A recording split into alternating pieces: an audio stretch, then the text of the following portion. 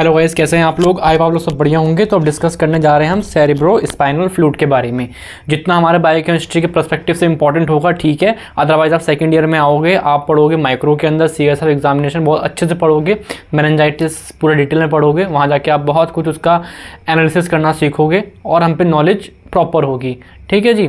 तो लेकिन जितना भी आपको ज़रूरी होगा मैं आपको अभी समझा रहा हूँ, और ट्रस्ट मी इससे ज़्यादा आपको इस लेवल पे नहीं चाहिए, है ना। आगे चल के आप, मैं जानता हूँ इससे और डेप्थ पढ़नी है, बट वो सेकंड ईयर एंड फर्दर आगे ईयर्स में पढ़ोगे आप। ठीक है जी, चलो पढ़ते हैं। तो पहली बात, सेरेब्रो स्पाइनल फ्लूइड आपका क्या है? आपका नाम में लिखा हुआ है सेरेब्रो माने ब्रेन, स्पाइनल मतलब क्या हुआ, ये आपका फ्लूइड है नर्वस सिस्टम का।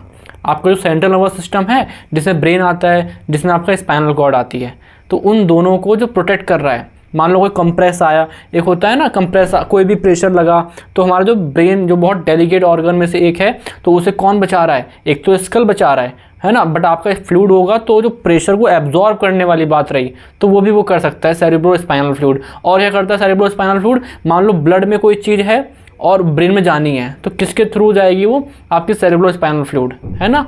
तो वो कुछ चीज़ें ट्रांसपोर्ट करने में और ये सब कुछ मेंटेन करता है। मेन तो उसका काम प्रोटेक्शन का भी होता है, टू एब्जॉर्ब शॉक आ रहा है उसे एब्जॉर्ब कर लेना, है ना। जैसे होता है ना यार, कोई टूटने वाला सामान हमें दूर लेके जाना होता है तो उसे हम कागज़ में लपेट लेते हैं, है ना। कागज़ में क्यों लपेट ले? कुछ शॉक आया छोटा मोटा तो वो कागज़ कुछ पन्नी वन्नी जो भी होगी वो उसे एब्जॉर्ब कर लेगी, है ना। तो उस तरीके से हो गया।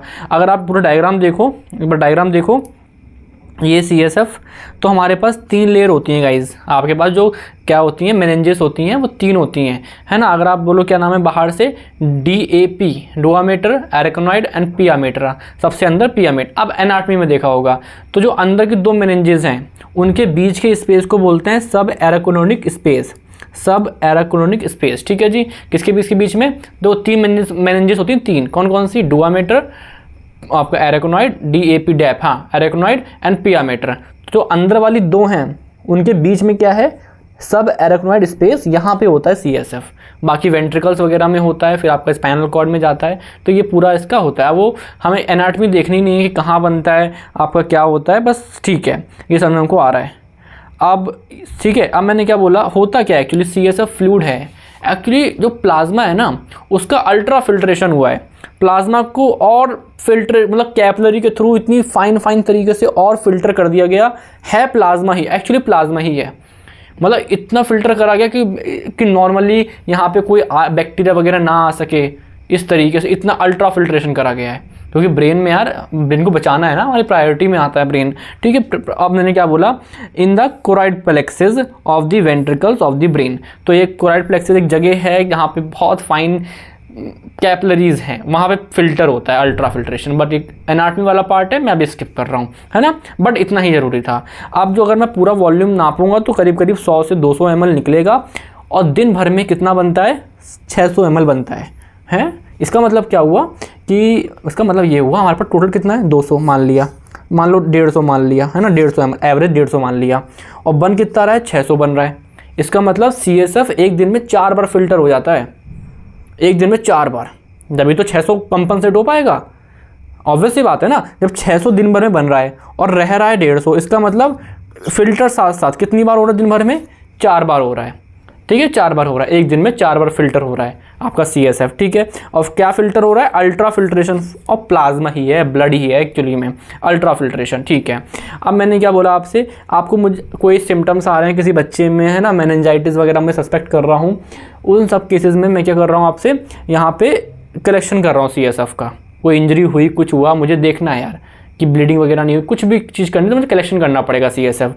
तो पहली बात, एसेप्टिक कंडीशन मैं अपनाऊँगा, ये बहुत इंपॉर्टेंट है। ऐसा नहीं है कि आप लापरवाही दिखाइए और कुछ बैक्टीरिया वायरसेस आप सीएसएफ में डाल देंगे, बहुत दिक्कत हो जाएगी, है ना। और साथ ही साथ वहाँ पे लोकल एनेस्थीसिया देंगे जिससे उसे दर्द ना हो। ये सिंपल ब्लड से खून नहीं निकाल रहे हो आप, है ना। यहाँ पे आप बहुत डेलिकेटली सीएसएफ निकालोगे। कहाँ से निकालोगे? लंबर पंचर करोगे, L3 L4 या फिर L4 L5 के बीच में से पंचर करोगे। ठीक है।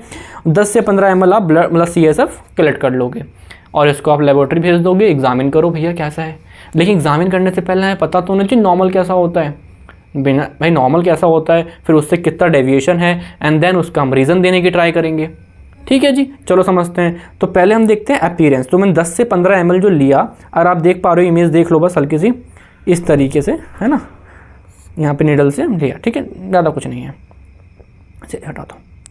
अब मैंने क्या बोला आपसे, तो पहले जस्ट लाइक मैंने अपीयरेंस देखी, मैंने ब्लड कलेक्ट करा, मेरे सामने ट्यूब है, मैं उसे देख रहा हूँ, जस्ट अपीयरेंस देख रहा हूँ। तो नॉर्मली क्या होता है, वो एकदम क्लियर कलरलेस लाइक वाटर, कोई भी टर्बिडिटी नहीं, कोई भी ऐसा नहीं, ब्लड भी नहीं होना चाहिए, कोई भी येलोनेस नहीं होनी चाहिए। अगर ऐसा कुछ है तो दिक्कत है ना। होना क्या चाहिए नॉर्मली, क्लियर एंड कलरलेस।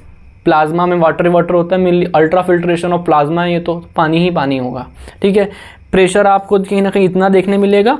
आपके सेल्स जो मिलेंगे, न्यूट्रोफिल्स नहीं होंगे, सिर्फ और सिर्फ होंगे तो लिम्फोसाइट होंगे, वो भी बहुत कम, 0 से 5 लिम्फोसाइट पर माइक्रोलीटर, ठीक है जी।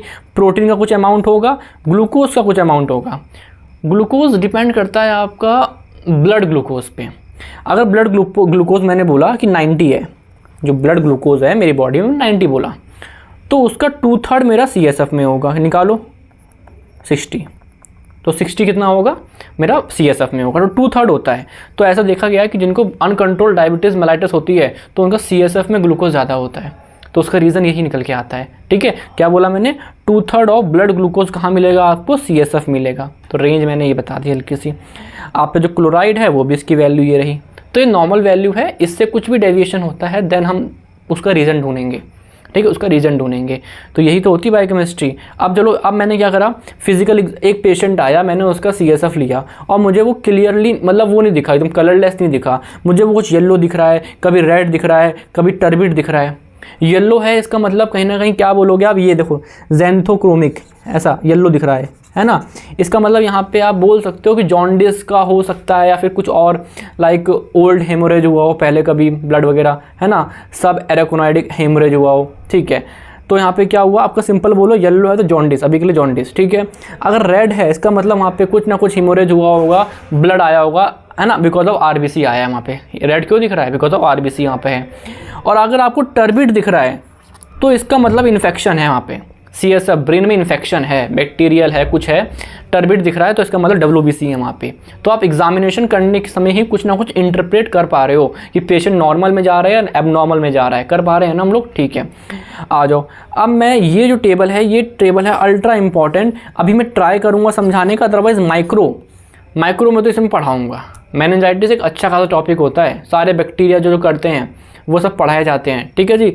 तो अभी ट्राई करते हैं, अब मैं समझाता हूँ। देखो, पहली बात, जो भी चीज़ हमारी बॉडी में एक्यूट इन्फेक्शन होता है ना, पहले एक्यूट मतलब सडन इन्फेक्शन हुआ, स्टार्टिंग में इन्फेक्शन हुआ, तो वहाँ पे जो WBC बढ़ती है वो बढ़ती है न्यूट्रोफिल्स। मैंने क्या बोला, सडन इन्फेक्शन में क्या बढ़ती है, न्यूट्रोफिल्स बढ़ती है, न्यूट्रोफिल्स बढ़ती है। अब वो इन्फेक्शन क्रोनिक हो गया तो क्या बढ़ता है, लिम्फोसाइट बढ़ता है, ठीक है। तो ये समझ में आता है। तो एक्यूट इन्फेक्शन, अगर एक्यूट बैक्टीरियल मेनिंजाइटिस है तो उसमें क्या बढ़ेगा, न्यूट्रोफिल्स। और क्रोनिक ट्यूबर भी तो, TB तो बैक्टीरिया होता है, तो क्रोनिक कोई भी है तो क्या बढ़ेगा, लिम्फोसाइट। लेकिन आप बोलोगे यार, आप क्या बोलोगे, ये एक्यूट वायरल में तो क्या बढ़ना चाहिए, तो न्यूट्रोफिल्स बढ़ना चाहिए। यहाँ पे लिम्फोसाइट क्यों बढ़ रहे हैं, बिकॉज वायरस एक सेल के अंदर रहते हैं, तो वहाँ न्यूट्रोफिल्स का कुछ काम नहीं है, वहाँ पे लिम्फोसाइट बढ़ेंगे, वहाँ से आएगी सेलुलर इम्यूनिटी, ठीक है। तो मैंने क्या बोला, सिंपल, अगर आपका कोई एक्यूट बैक्टीरियल इन्फेक्शन हुआ है तो न्यूट्रोफिल्स, और क्रोनिक बैक्टीरियल इन्फेक्शन है तो लिम्फोसाइट, ठीक है जी। आ जाओ, अब जैसे कि TB वाला क्या है, क्रोनिक होता है, तो वहाँ पे लिम्फोसाइट का नंबर नॉर्मली 0 से 5 होता है, मैंने बताया था अभी, है ना, लेकिन यहाँ पे बढ़ जाएगा, तो यहाँ पे न्यूट्रोफिल्स बढ़ जाएंगे। तो अगर मेरे पास एक CSF आया और मैंने देखा न्यूट्रोफिल्स बढ़े हुए हैं, दैट मीन यहाँ पे एक्यूट बैक्टीरियल इन्फेक्शन हुआ है। मेनिंजाइटिस नहीं बोलूँगा एकदम से, लेकिन हाँ समझ में आने लगेगा, है ना। अब दूसरी बात, अगर लिम्फोसाइट मिलेगा तो मैं इस तरफ जाऊंगा कि वायरस हो सकता है या फिर TB वाला भी हो सकता है, समझ में आ रहा है, प्रोग्रेस, ओके। अब इनकी वजह से जो CSF क्लियर और कलरलेस होना चाहिए था, वो कलरलेस क्लियर नहीं रह जाता है, उसमें टर्बिडिटी आ जाती है, क्लाउडीनेस आ जाती है ना। यहाँ पे तो प्रोटीन की मात्रा भी बहुत ज़्यादा बढ़ती है, तो कॉबवेब, है ना, एक फिब्रिन बनने लगते हैं। यहाँ पे इतना कुछ नहीं है, बिकॉज वायरस सेल के अंदर रहते हैं, तो वो इतना कुछ नहीं करेंगे, ठीक है जी। CSF प्रेशर भी बढ़ेगा। हाँ, ग्लूकोज क्या होगा, देखो मेरी बात समझो, बैक्टीरिया, जितने भी बैक्टीरिया है, ये देखो, ये वाला बैक्टीरिया है, ये भी बैक्टीरिया है, बैक्टीरिया वहाँ पे ग्लूकोज को कंज्यूम करेंगे, तो वहाँ पे ग्लूकोज का लेवल कम हो जाएगा, जितना होता था उससे भी कम हो जाएगा। क्यों? बैक्टीरिया ग्लूकोज को कंज्यूम करेंगे, बट वायरस ऐसा कुछ करेंगे नहीं, बिकॉज सेल के अंदर रहते हैं, तो वहाँ नॉर्मल रहेगा। समझ में आ रहा है? चलो अब मैंने क्या बोला, चलो एक ऐसा समझते हैं इस केस को कि मैंने देखा कि उसका जो है लिम्फोसाइट बढ़ा हुआ है। जब मैंने लिम्फोसाइट बढ़ा हुआ देखा तो मैंने सोचा अगर मेनिंजाइटिस ही होगा तो कौन सा हो सकता है? ये दोनों हो सकते हैं, एक्यूट वायरल होगा या फिर क्रोनिक होगा। समझ में आ रहा है? जब मैंने लिम्फोसाइट देखा, लेकिन फिर मैंने ग्लूकोज की पिक्चर देखी, मैंने ग्लूकोज इसका नॉर्मल आ रहा है यार, ग्लूकोज नॉर्मल हो गया, इसका मतलब ग्लूकोज तो यहाँ कम होना चाहिए बैक्टीरिया होगा तो, मतलब कि कहीं ना कहीं ये पिक्चर डिनोट कर रही है। स्टेप वाइज अप्रोच थोड़ा देखो, ठीक है। चलो, और उससे पहले भी मैं क्या देख लूँगा? अपीयरेंस देख लूँगा।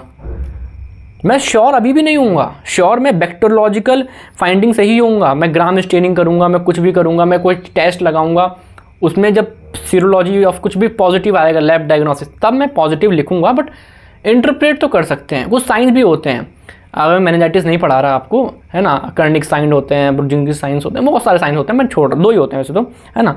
प्रोटीन यहाँ बढ़ जाएगा, यहाँ बढ़ जाएगा, बिकॉज जो बैक्टीरिया आ रहा है उसके सेल वॉल एक्चुअली में प्रोटीन होगा, तो वो कंटेंट प्रोटीन बढ़ जाएगा, ठीक है। तो ये आपको आना चाहिए, मैं कह रहा हूँ। अगर आप क्या नाम है, CSF पढ़ रहे हो, सेरेब्रो स्पाइनल फ्लूइड पढ़ रहे हो, तो आना चाहिए, सही बताऊँ तो। अदरवाइज ये वाली फाइंडिंग्स जो हैं आपको माइक्रो में अच्छे से पढ़ाई जाएंगी, और ये टेबल ही पढ़ाई जाएगी एक्चुअली में दोबारा से, है ना। चलो, ये था आपका CSF एग्जामिनेशन। आई होप समझ में आया होगा आपको, कुछ डरना नहीं है। जस्ट आपको अगर हो सके आप नॉर्मल वैल्यू याद कर लो, एबनॉर्मेलिटी थोड़ा बहुत समझ में आए कोई बात नहीं, आप एक पेज लिख लोगे, एग्जाम पॉइंट ऑफ व्यू से हो जाएगा। और बाकी अगर समझ में आया होगा तो अच्छी बात है, ठीक है। इतना ही था आपका CSF क्या हो गया, एग्जामिनेशन। CSF आपका जो भी सेरेब्रो स्पाइनल फ्लूइड होता है, बाकी कैसे बनता है, कहाँ का थर्ड, क्या इसका फ्लो है, ये बहुत ज़रूरी होता है, एनाटॉमी में क्वेश्चन आता है ना। तो ये आप एनाटॉमी में जाके पढ़िए एक बार, ठीक है जी। चलिए, थैंक यू, बाय।